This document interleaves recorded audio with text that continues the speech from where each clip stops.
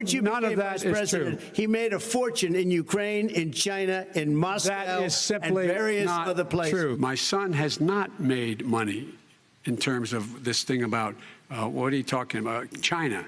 I have not had the only guy made money from China is this guy. He's the only one. Nobody else has made money from China.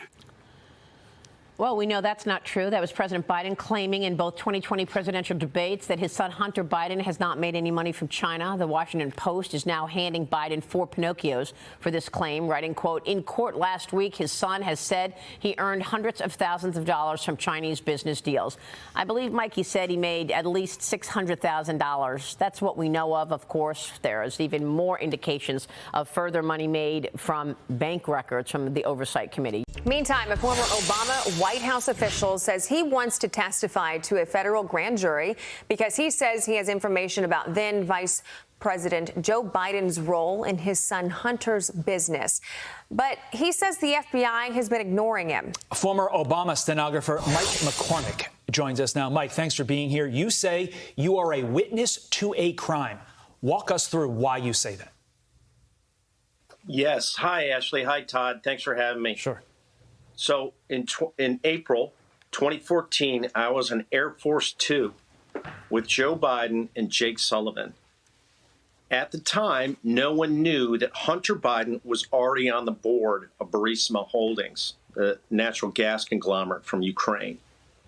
Joe Biden is directing Jake Sullivan in the front of the plane what to say to the press. My job as a stenographer on the plane is to record what the vice president or a senior administration official says to the press. So I'm sitting back there with a tape recorder. Jake Sullivan comes back and somebody asks him about fracking. His answer is, well, we're bringing a lot of American assistance over for fracking. Burisma was the direct beneficiary of that fracking. And that's what I recorded. And that's in a White House transcript.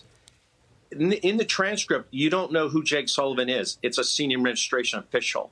I'm the witness that says Jake Sullivan is the guy who said it, and he should be investigated because at the time, Hunter Biden was on the board of Burisma, and Joe Biden is bringing American taxpayer money to enrich that company and himself and his family. Yeah, Mike, let me throw in a few dates here. Hunter joins the Burisma board April 18th, 2014. You have that conversation with Jake Sullivan April 21st, 2014, outlining how the U.S. would help Ukraine's gas industry with Joe Biden's help. Hunter's role not made public till May 12th, 2014. And then in December of that year, Congress approves $50 million to support Ukraine's energy sector. Ashley. You know, Mike, my biggest question is, you said the FBI has been ignoring you. It's no secret right now that people don't have a lot of faith in the FBI. Would you tell them, and what did they say back to you? Well, that's a great question, Ashley. I came across this story back in October. I published it in my Substack. My Substack is Midnight in the Laptop of Good and Evil. I didn't hear much about it. In February, I went to the FBI and filed one of their tips on their website. If you do that and you're lying to them, you go to jail. I'm not lying. I'm telling the truth, and I'm not going to jail. Joe Biden is a criminal.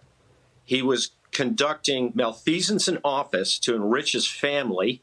Jake Sullivan is a conspirator in that, and there's more Obama officials involved in it, I believe. So you are willing to go under oath to state that you are certain that this was a kickback scheme that Joe Biden was orchestrating, correct? Correct. There's a grand jury right now in Wilmington, Delaware. They've been seated for 3 years with a special prosecutor named David Weiss. If David Weiss can't have me in front of his grand jury explaining what I know as a witness, that's a fraudulent grand jury. It's a fraudulent use of the American judicial system to cover for Barack Obama and Joe Biden's crimes in office.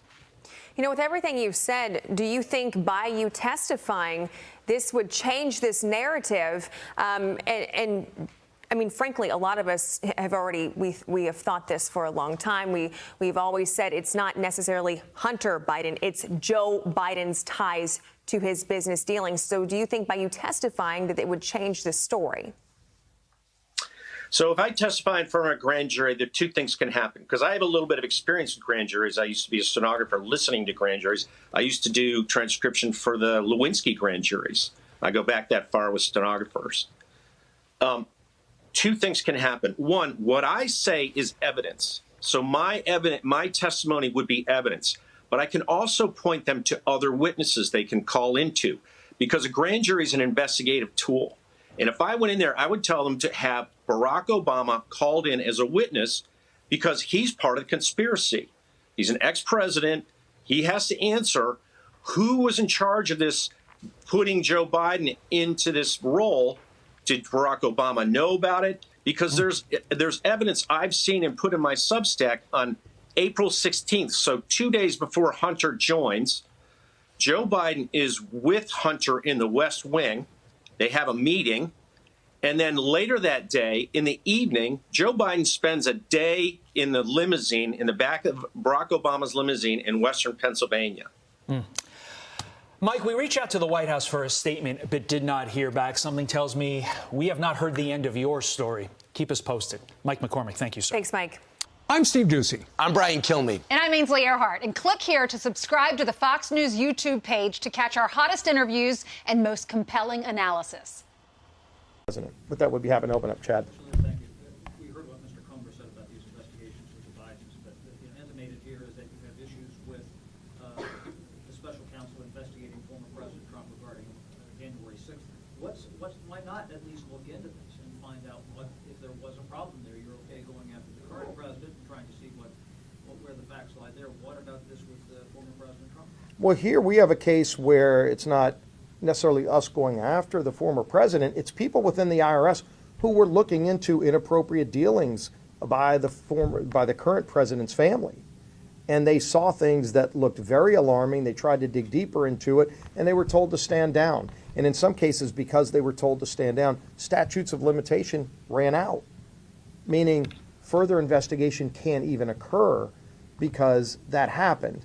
We surely don't see the same kind of coverage of this investigation and others like it that we're seeing anytime you see someone in the Biden administration go after Donald Trump. I understand they're scared of Donald Trump because he's the leading candidate, not just on the Republican side, but you see more and more Democrats don't even want Joe Biden to be the Democrat nominee.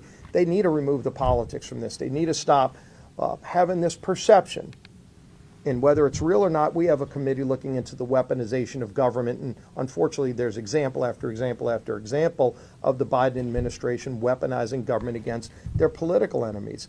But it's created a problem within the country that people don't view justice as being administered fairly. Are you suggesting that it's so brazen that they're going after him just because this is an issue because there's a... I'm just pointing out... No, but I mean specifically to the 1-6 investigation. No, I'm just pointing out that it's interesting that the same week that you have this whistleblower coming forward to testify before 3 different congressional committees, you see, once again, this isn't the only time it's happened. Over and over again, you see different attacks by the Biden administration against President Trump. And there are many things that you've seen President Biden do. Again, the documents. Raiding Mar-a-Lago when you have documents behind locked doors with Secret Service, and yet when Joe Biden had documents in his garage, in some cases in public view, surely not in the same secured places as you had at Mar-a-Lago, there was no raid. And so it begs the question, are people being treated fairly?